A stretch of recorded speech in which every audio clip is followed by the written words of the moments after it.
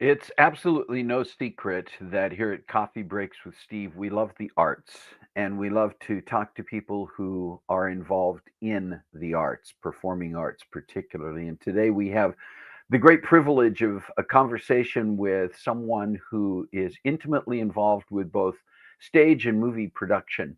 And his story is really a fascinating and enlightening one. So, put on the brakes, grab a cup of coffee, and join the conversation because it's time for Coffee Breaks with Steve.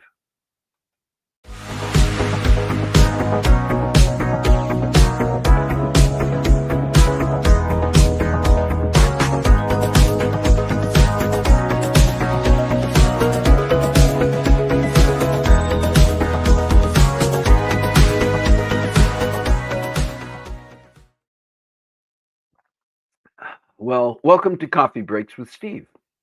I'm Steve Glavin, and this is the show where we come together around our virtual coffee table each week and join the conversation to chat about interesting topics with amazing guests. If you're joining for the first time today, we welcome you. And if you've been with us before, welcome back. Yes, I am Steve, and I do hope that you're having a great day. I do see that Kathy is here. Good morning. If you are here, follow the advice on the little streaming banner on the bottom. Say hello. Let us know that you are here. And when we get to our guest conversation, do make sure that you're participating in the conversation as well. We sit around this virtual coffee table most weeks, and we get to have these amazing conversations. I hope you're all doing well. We're into summer for sure, which means that in a lot of places we're into summer weather and everything that it brings. And so I hope you are staying comfortable in whatever kind of weather you're getting. Some parts of the country, that's a lot of heat. Other parts of the country, it actually may be a lot of thunderstorms or other bizarre weather conditions. So I hope you are being comfortable and safe wherever you're located. Hi, Jerry. It's good to see you here as always. And we do hope to see a lot of guests here, or excuse me, yes, one guest, but you're all guests. So a lot of our coffee table participants today. All right. We are going to get to our sweet and savory. I want to make sure we have plenty of time to talk to our today's guest. And we've got a few things that we're celebrating this week that we want to talk about, but I want to tell you about a couple of things first. Many of you know we've had a guest on this show a couple of times by the name of Izzy Stein. She is a singer, an artist located in New York City who has already started an amazing career as a young lady. She recently released her first album, and she's currently on tour around the country, actually around the world. She spent some time in Stockholm, Sweden, and she's currently has been currently in California and is doing concerts there. We have up on the screen here her Body of Gold tour. Body of Gold is a key cut from her current album and a single from that album that has a music video. And she had the opportunity this last week. We just want to brag a little bit on our friend Izzy. While she was in California, in Northern California, Central Valley, she had the opportunity in Sacramento to appear on two different local daytime shows in the Sacramento area to share about her work and her album, and to also, with her band, be able to perform on those shows. You see a picture, excuse me, a picture up there of her in the studio for one of those shows. And then she also had the opportunity while in Sacramento at an A's Braves game to sing the national anthem. She said for the first time since she was about 12 years old in a public setting, and there she is before going out there to sing the album or the anthem. So just congratulations, Izzy, for a tour that's going so well, for the additional exposure that you are getting for your album and for your amazing vocal skills, your music writing, and your singing. Just a wonderful thing. Hey, we've got a few special days to celebrate this week. The 14th, coming up on Monday, Shalane Shepherd. Shalane, we all know Shalane. Shalane's celebrating a birthday on Monday, so happy birthday, Shalane.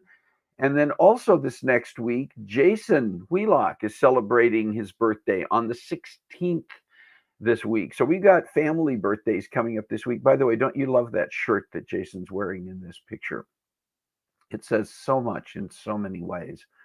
And then also today, hey, I would be extraordinary. Yes, I skip over my birthday. That's come up before, that I don't put my birthday on here when it happens.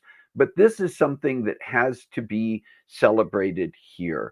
And that is that Carol and I are celebrating today 45 years of being married. It was 45 years ago today that we walked down the aisle, as you can see in that extraordinary photo, where Carol looks, as she always does, absolutely beautiful, and I look like a 1980 nerd.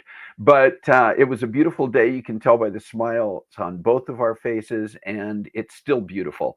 And just a happy anniversary to Carol. I love you so much, and I'm glad we get to continue to celebrate every single, look like a Bee Gees roadie. Thanks, Carissa. Oh my gosh. Hi, Dee Dee. I just saw that you were here. Ahoy. Thank you for being here. Also, there's another anniversary this week, as if we haven't celebrated Shalane enough. She and Dustin on July 16th are celebrating their 14 years of being married. And we want to wish them a happy anniversary as well. You can see that picture. You can see how thrilled they both were, especially Dustin, as they were pronounced husband and wife. But happy anniversary to the two of you as well. Hey, do you have a special day this week that we did not get to a chance to acknowledge yet? We want to make sure that we celebrate and acknowledge with you. So please do take the time to let us know in the chat if there's a special day. And if you got one coming up, perhaps later this month or in the months ahead, that you'd like us to get on the calendar, so when the right week comes along, we can celebrate with you, you can send us an email to cbwsteve@comcast.net, and we will make sure that we do celebrate with you on that special day. All right. Yeah. So cool to be able to celebrate things. And, I even get to celebrate myself every now and then. Hey, we want to just share a little bit about this, our guest today. And again, invite you to join us in the chat as we get into this conversation. This is an inspiring and really kind of fun conversation that we recorded several days ago. And I want to tell you a little bit about this gentleman. Anant Das is a 2-time Drama Desk award-winning and 3-time Tony-nominated theater and film creative producer and CEO of Broadway Boxed Up, the longest-running theater-themed subscription box with a focus on elevating theatrical voices, connecting fans with the Broadway world, and reimagining theatergoers' relationship with merchandise. Currently, Anant is the lead executive producer and general manager of Chrissy Whitehead's show and film, In My Own Little Corner. He is a co-producer of various Broadway and touring productions, including Steven Spielberg's Smash, Gypsy with Audra McDonald, The Wiz, A Beautiful Noise, the Neil Diamond musical, Here Lies Love, How to Dance in Ohio, The Piano Lesson, and New York, New York, as well as various off-Broadway and UK productions and independent films. Wow.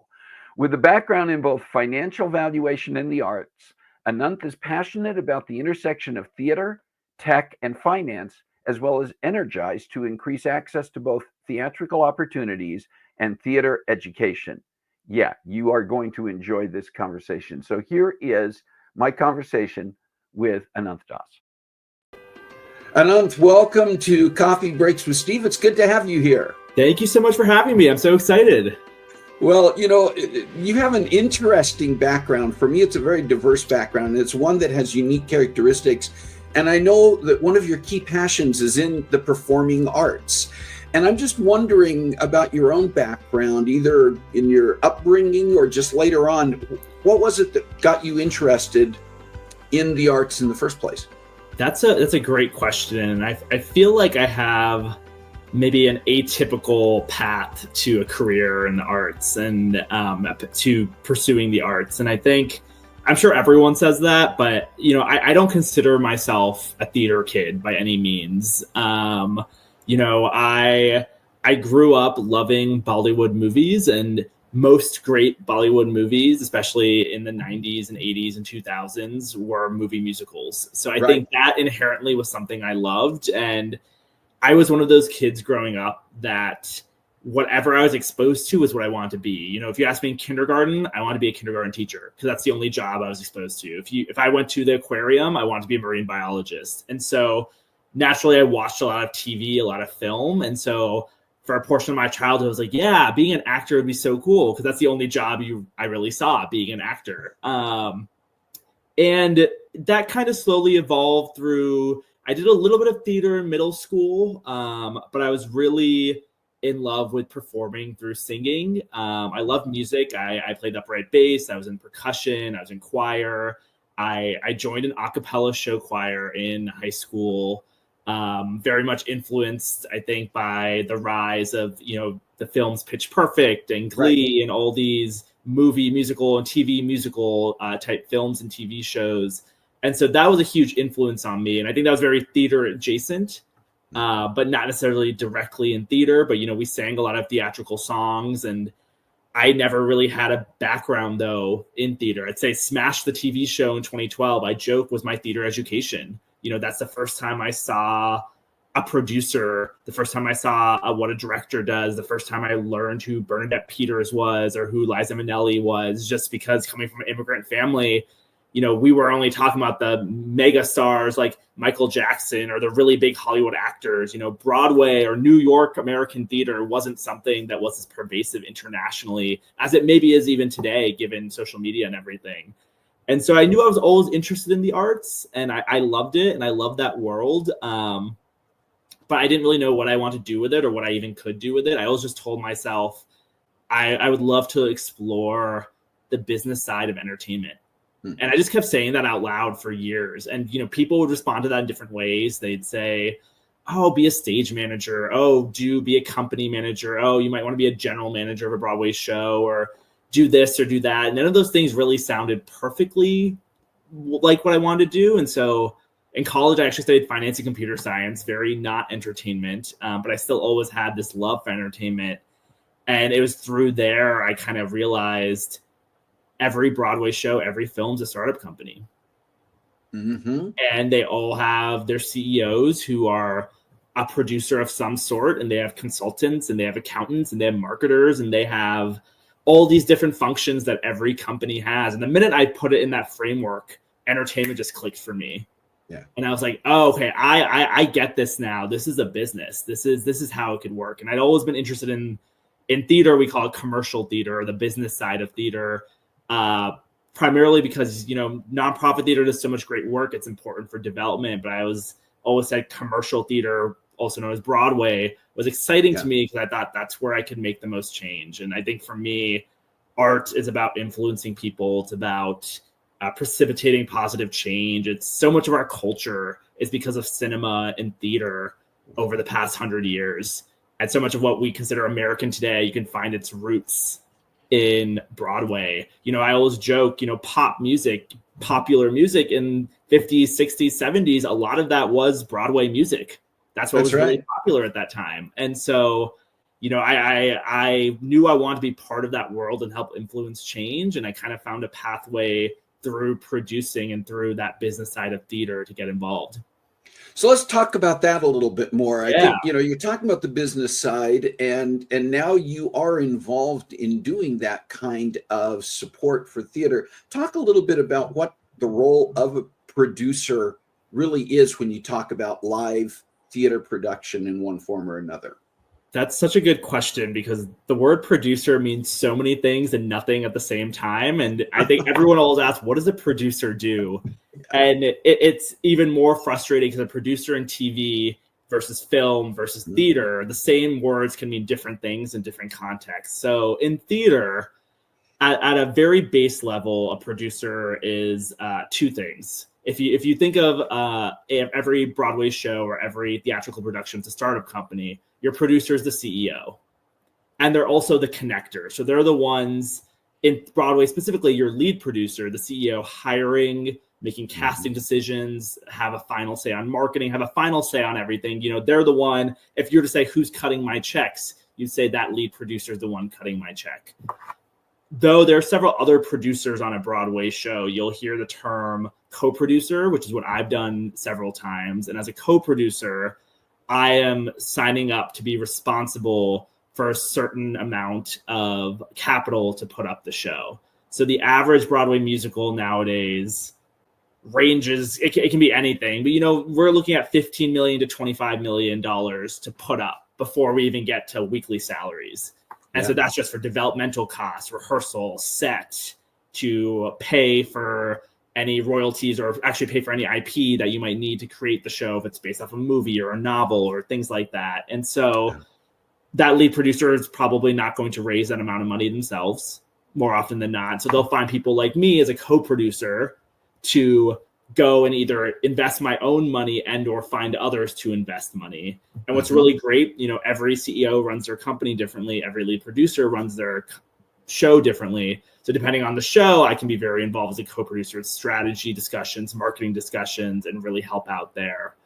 And you'll also hear the term executive producer, which is more of a producing consultant who works very closely to advise the lead producer and kind of helps fill knowledge gaps, helps really everything in the production, maybe other than fundraising. And you'll also hear the term associate producer sometimes, which is usually someone on the lead producer's staff who is doing and helping with the day-to-day of running the show. So there's lots of different types of producers in a show, but really we're the ones helping make the show happen and making decisions about the direction of the show, sometimes in a creative level, but usually on the business level.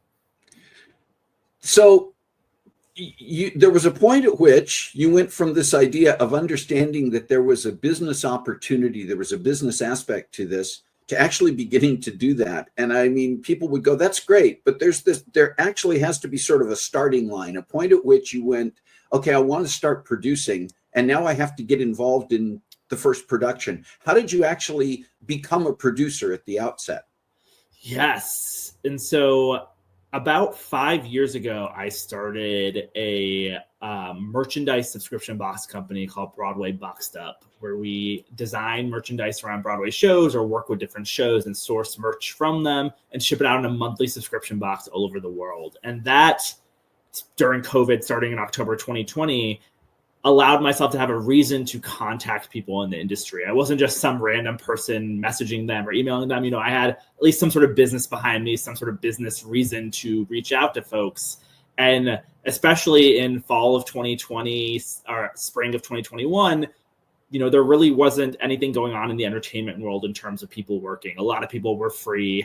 A lot of people were trying to find people to connect with while theater wasn't back yet. And so I had the opportunity to talk with a lot of folks, and there was an app called Clubhouse, which I'm not sure if you're familiar with. It was a audio-based app where people would enter basically rooms that were conference calls, and you join a conference call about different topics, and you could listen in or join the stage and actually speak in the conference call. And there were a lot of theatrical rooms set up where people were talking about theater and theater producing and the future of the industry and what it could look like. And I would have this app open while working during the day, and I just have it open on the side. And anytime something interesting came up, I'd participate, go say hello, meet some people.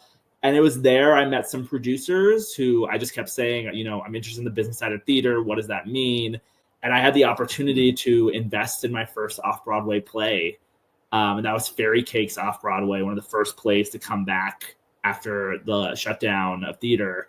And I did that, and it kind of just kept snowballing from there, that opportunities came up, and I had the opportunity to raise money for a reading, which is a developmental step of a show where you just get actors in a room and they're not performing, or they're not moving. They're usually seated, but they're singing and saying and speaking through the script. So I had an opportunity to help produce one of those. And it just kept snowballing, where I met someone. I joined a cohort called Theater Producers of Color. I had the opportunity to produce Kinky Boots off Broadway. And through that, I met some folks, and we did our first Broadway show together, The Piano Lesson with Samuel L. Jackson, in, I want to say, fall of 2022, I think. And so kind of once I did one thing, it just kept getting bigger and more opportunities kept coming. And even now I joke, I always get emails with pitches and opportunities, and it's always a struggle figuring out, what am I going to do? What do I have capacity to do? What do I have resources to do? But it's just, I started with one thing and they just kept coming, and it just kept snowballing from there. You've thrown out a couple of terms, and there may be a lot of people who are tuning into this who understand the difference, but sometimes I think there are misconceptions about the difference between Broadway and off-Broadway in terms of whether it's the geography of Manhattan, New York, or the quality of a show that might be produced. And for one thing, Broadway shows, there are very few, if any, active theaters that are actually on Broadway. They're all on side streets off of the main strip in Manhattan. But what is the difference between a Broadway show and an off-Broadway show? That's such a great question. And it's something that even 10 years ago, I didn't really know or understand or didn't appreciate. And so I'm so glad you brought that up. Broadway really means two things, maybe three. I would say three. And most folks will say a Broadway theater is one of 41 theaters in New York City that are within 2 blocks of the street Broadway and have more than 499 seats. Now, I will argue that there's a third very important thing. They've also agreed to follow a certain set of rules set forth by unions, and I think that's a very important distinction. There are many union stipulations, musicians unions, actors union, there's several different crew unions, and they've agreed to follow these stipulations in their house, the house being the theater. So I'd say that's what makes a show, that's what makes a theater a Broadway theater, versus off-Broadway would be 100 to 499 seats, and off-Broadway would be 99 seats or fewer, all located in New York City. Now, does it really dictate the quality of the show?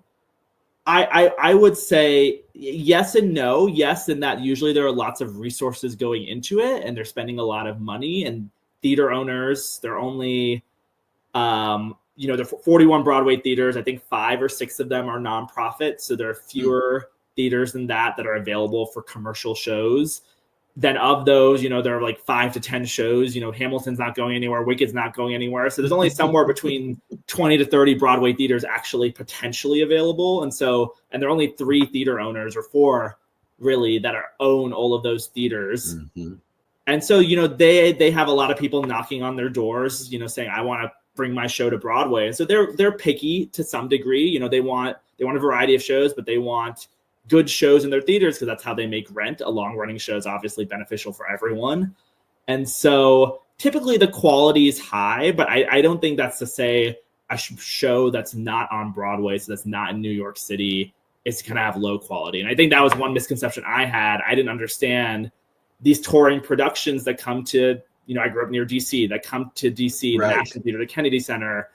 It may not be technically a Broadway show. Sometimes it actually is the Broadway production just touring the country, but that still means it's high quality. Sometimes you'll have nonprofit theaters doing their own production. Some of the best productions I've ever seen in my life come from nonprofit theaters of shows that were never on Broadway, or the production was never a Broadway production, and it's just original production that they're putting. And so I think there's a quality distinction, and people kind of throw around the word Broadway a lot. Yeah. I would 100% agree with absolutely everything you said in that definition. Your career currently is not solely or uniquely in the area of producing Broadway and off-Broadway shows. You also work for a major firm in New York that deals in the accounting arena and a variety of finance areas. What is it about that attracts you, and how do you see that part of your career and your career in supporting, producing shows intersect? Absolutely. I think my day job, I do a lot of financial valuation work. So I am valuing businesses and their brands. And I think that naturally lends itself so well to thinking about what is the value of a business in theater, or what is the value of the IP in theater, and how do we think about projecting not only box office potential for a Broadway show, but the future potential past Broadway, whether it's a national tour, whether it's licensing in every high school and college in the country, and really understanding what is the financial model. And, you know, I always say when we think about diversity of thought, really the real benefit is, you know, everyone coming from different backgrounds, everyone's gonna have a different point of view, and you kind of get to the best idea. And I always say, you know, one of my greatest strengths, I think, in a room is I'm not the theatrically trained person. So, you know, I had a lot of catch up to do on that side of the world, but I come in automatically thinking of things differently, asking different questions, maybe questioning things that have been done on Broadway for 50 years or 100 years in the theater world, and kind of being like, you know, why is it done that way? Why don't we have a different system? And so I think just coming from that different perspective has been so helpful. And I you know, I love having the day job. You know, it allows me to really be able to invest in theater. Not all co-producers necessarily have to invest in shows. You know, you can, as long as you raise the money, you don't have to invest in them as well. But it's really important for me to be able to also support theater myself. And it's been great to be able to do so, to support projects that I'm really passionate about with my own money.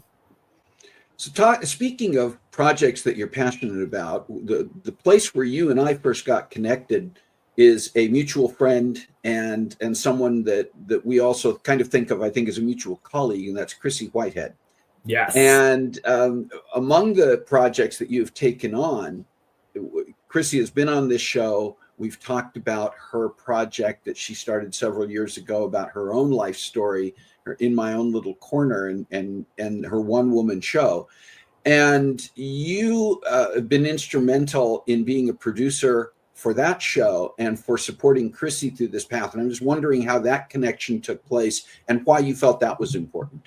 Yes, absolutely. So I met Chrissy through our lead producer of that show, In My Little Corner. Her name is Kirsten Wrinkle. I knew Kirsten through the theater merchandise world. Okay. And Kirsten told me Chrissy had a show about mental wellness, mental health. And I met with Chrissy in Bryant Park in New York City. One day we had coffee. She told me about this show. And I was like, you know, that sounds great. You know, I'm all about mental wellness. You know, I want to support that. That sounds great. And Chrissy was like, no, you should watch the recording of the show first before you make any decisions. And I agree. And I took me a little bit of time before I finally got to the recording. But I was like, you know what? I need to get back to Chrissy. I'm interested in this. Let me watch it. And I watched that recording. And this was I actually believe at the performance you probably saw when you went to see the show, the very first performance. And I immediately fell in love with the show, the story, what Chrissy was doing with it. It was so moving. And I was immediately activated. I was like, I have to do something. I want to be involved. It was the quickest email I ever sent. Yes, I don't know how I'm going to be involved, but let's figure it out. And my roles just kind of kept evolving from there. You know, I came on as an executive producer at first, really consulting on the tour, kind of bringing my theater knowledge on the tour we did. We went to, I think, 7 cities around the country. And then we decided to film the show. And I kind of came on both advising on the film side with some film knowledge I have, as well as being the general manager and working on contracting and kind of helping run the business of the film and the show.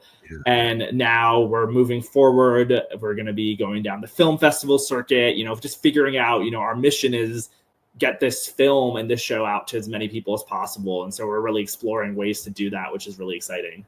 It's amazing. And thank you for taking that on, because Chrissy is also very special to me. I just appreciate absolutely the direction that's gone. Why do you think, you talked about from your own perspective, but I just think in general, why do you think it's important for people to support the arts? We sometimes think of the arts as a luxury and something that's not necessary to life. You already mentioned the importance of the arts and kind of being a part of our history and our story. Right. Why should people support the arts? It's a funny question you asked that. I actually went to a STEM-focused school too. And so it's science, tech, you know, we had to major in a science, essentially, in the high school. You know, the high school, looking back, was wild. It felt like, you know, 60, 70 kids were going to Ivy League schools, some of the most smartest people I've ever met and will ever meet in my life coming from the school, working in medicine, engineering, all sorts of fields. And, I think that's a conversation we have a lot there too. And, it's interesting. I think the older I've gotten and the more of the world I've seen, having all this knowledge of science and technology and all of these things is great, but it really means nothing if we can't communicate it and disseminate it to people in a way that they're willing to accept that information. And one way people are willing to accept that information is through the art. And I think a lot of things are art that we don't think about, whether it's the graphics and posters we see online, whether it's even the way a social media post is presented. There's art that can go into that can make it more effective or make something, quote unquote, viral to get a message across, whether it's television or theater or film. I think we're only going to be able to communicate through art. And in Chrissy's show, In My Little Corner, there's one line that's something along the lines of, sometimes art can pick up where science leaves off. And I think that's so powerful to really think about. Chrissy's show deals with bipolar disorder. And, as she talks about going through her diagnosis, it's this idea of, okay, I've been diagnosed, now what? And she finds books and she finds graphic novels that help demystify bipolar disorder. And that's so powerful, showing how art helped move her forward through that diagnosis. And similarly, I think art's going to do that. Whatever the issue is, can help people move forward and figure out how to grieve something or interpret something or understand something. And I think that's why art is so critical. I think people think it's something we don't need, or it can be like the bottom of the list of things we need, but it's actually probably very high on our hierarchy of needs. We just don't even think about it or realize how much art we consume and how much art is part of our daily lives. It's hard, I think, to sometimes prioritize it. And I totally understand. And I have friends and children of friends, graduated college, and, they're struggling to find jobs in artistic fields. And, one first thought is like, oh, maybe you should have done something more practical in school to make sure you have a job. But then at the same time, is where are you going to learn the skills? It's hard. Not every Broadway actor, not every actor studied theater in school, but many of them did. And that's why they're so great. They owe a lot of their experiences to the training they've gotten. And so it's this really interesting way of how we view art. And, we don't want people to study art in school, but we applaud and we cherish those who are at the top of the game who did just that. Yeah, so true. Not everybody can be a producer, right? But what is your advice? What do you say to people who say, okay, sure, I'd like to find ways to support the arts, but I'm really not in a position to be a producer? What would you say to them? Absolutely. I think there's so many ways to support the arts. Using theater as an example. Okay, you don't want to produce a show. You might not be able to invest in a show. Could you go see a show? Even if it doesn't have to be on Broadway, your local theater, your community theater. There are so many community theaters. I think people hear community theater and they get scared. They think it's going to be not good. They think quality is going to be bad. I went to my first community theater production of my hometown maybe a year ago, and I was blown away. These are people, talented, great design, great set. And I was like, wow. And it maybe cost me maybe $30 for a ticket. So it wasn't too expensive. And so go support the theater. If you can't buy a ticket, maybe see if they have volunteer opportunities. Many professional theaters, even their ushers are volunteers. See what you can do there. I think there are lots of opportunities to support the arts, and that's just theater. Look at your local film festivals. I actually served as a film screener for a local film festival for 5 years, where I literally just watched film submissions and gave my opinions on them. But they always are looking for volunteers at festivals. Go to museums. You'd be surprised if you ask folks that you want to help, how much folks are like, yeah, actually, maybe there is something you can help with. I hadn't thought of that before. Yeah. And so that's what I always say. If you can't give your money, give your time. Thank you. That is such excellent advice. A couple of sort of final questions here. I called them flashcard questions. Sounds good. They weren't on my list here, but we're just going to throw them out. The first one Please. is there anything on your bucket list in terms of either a specific theater project or a role within the types of things that you do that you'd say, one of these days I would still love to? That question really hits home, because I think it's and I know these just to be fast, but I just want to say I'm constantly reevaluating what are my goals, because I think I've been so fortunate to have so many full circle moments so early in my career. But I think there are some artists I'd love to work with. Like I would love to work on a project with Sarah Bareilles. I think her work has so much heart to it, and I think she's a phenomenal performer and writer and composer. And so I'd love to work with Sarah Bareilles, and I love to lead produce a show on Broadway. I think that'd be a really exciting experience to be able to work up to that level and truly be that CEO and impact change through the decisions I make. And I'm really looking forward to going more into the film world as well and explore opportunities there. And so those are kind of some things that I have at top of mind in my horizon. Excellent. Now, this last one I'm going to ask because I know this is going to come up during the show. And that is your hair natural? Yes, that's a funny question. I have not cut my hair since August 2019. And I meant to cut it April 2020, and that didn't happen. And I just kept growing it. So yes, it's actually, I think when wet goes close to the middle of my back. Oh, and this just naturally curls up after a shower.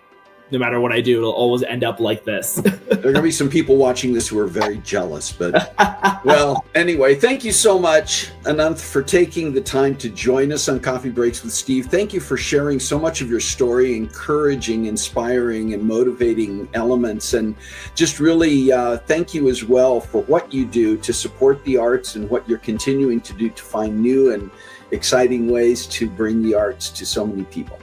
Well, thank you so much for having me. This was so great. You know, it's such a pleasure and an honor to be here and have this conversation with you. It's been a long time coming, so I'm really thankful for it. I am too. Thanks, Anant.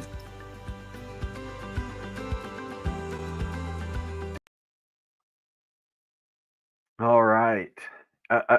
An absolutely fun and amazing conversation with Anant. He's just, the energy that he brings, the excitement and the passion that he brings to what he does is so contagious and infectious. And so, Anant, thank you so much for taking the time to join us on Coffee Breaks to share that conversation. I want to share a few things that are coming up in the next couple weeks here on Coffee Breaks. Just want to tell you about some things that we have ready or getting ready to happen. And one of them next week is a gentleman by the name of Jeff Feen. And the episode is called Potato Pants. And you can see that on even the logo on Jeff's shirt in this picture. What does that mean? What is potato pants? And why is it the topic for a conversation? You're going to have to be here next week in order to find that out. And so we just want to encourage you to do that as well. In the next couple of weeks, going out a couple of weeks, on July 26th, we are going to have another very special guest by the name of Michelle Villalobos, who has been featured on numerous sites. She has her own podcast. She has her own YouTube channel and does a variety of things as a coach and mentor. She refers to herself, and others refer to her, as the superstar activator.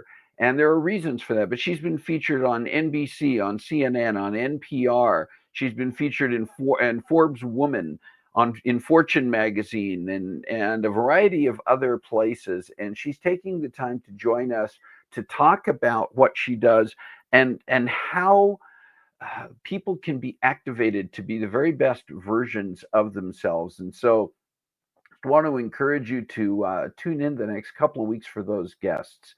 Also want to send as a reminder, and we'll be putting out more information about this, but you don't have to delay.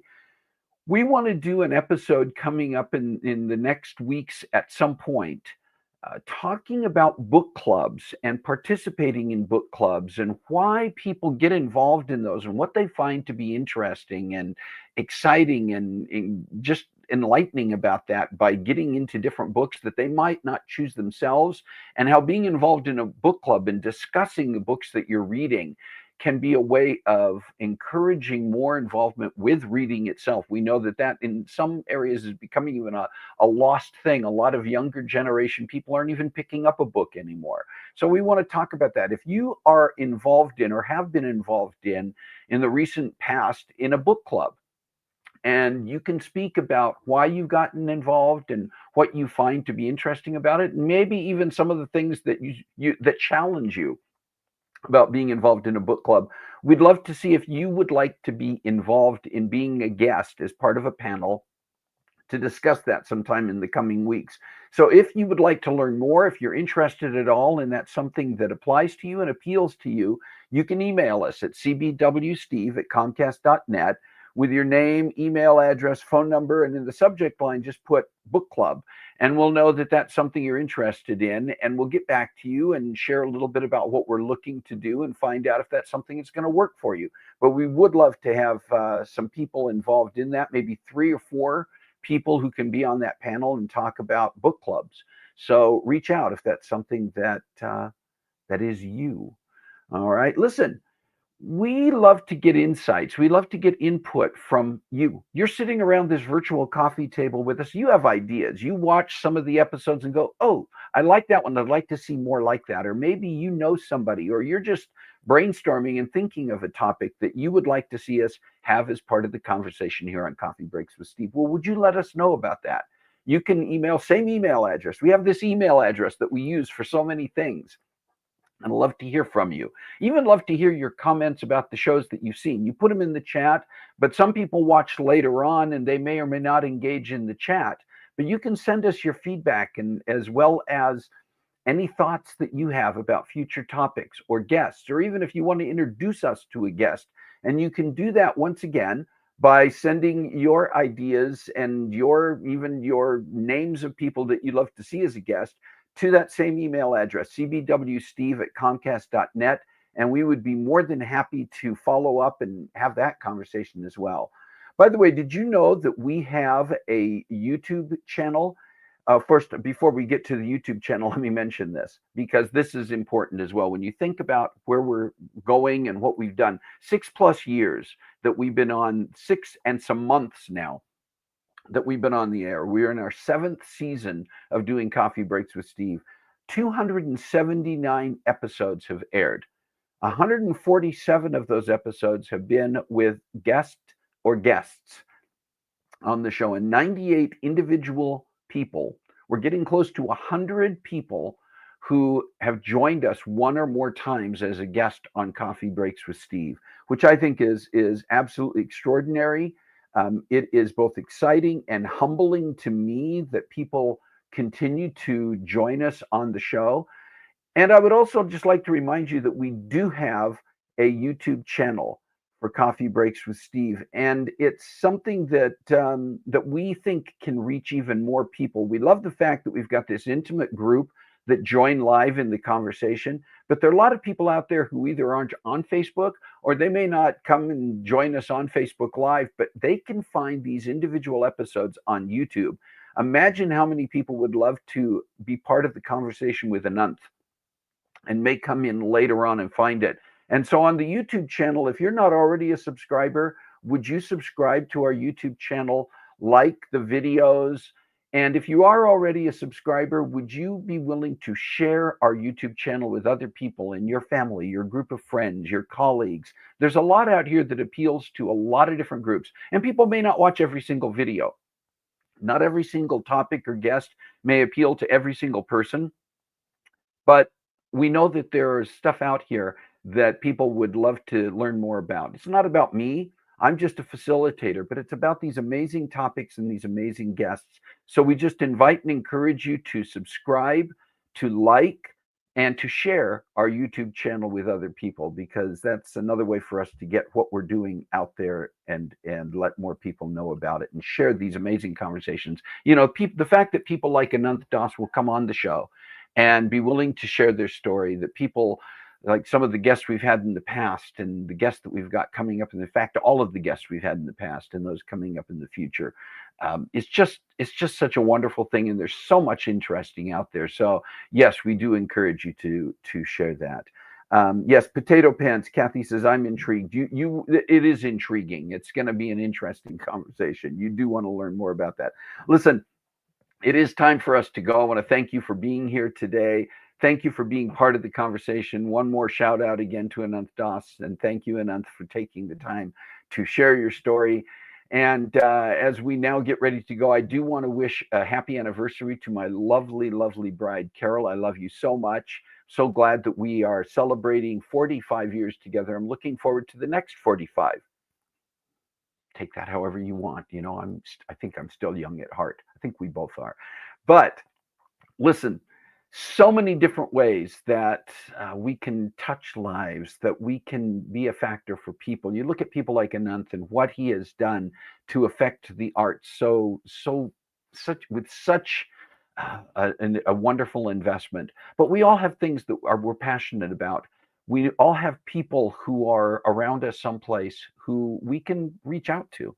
And so please do find a way to make a difference in your world this week. God bless you. Have a great week. We'll see you next time on Coffee Breaks with Steve.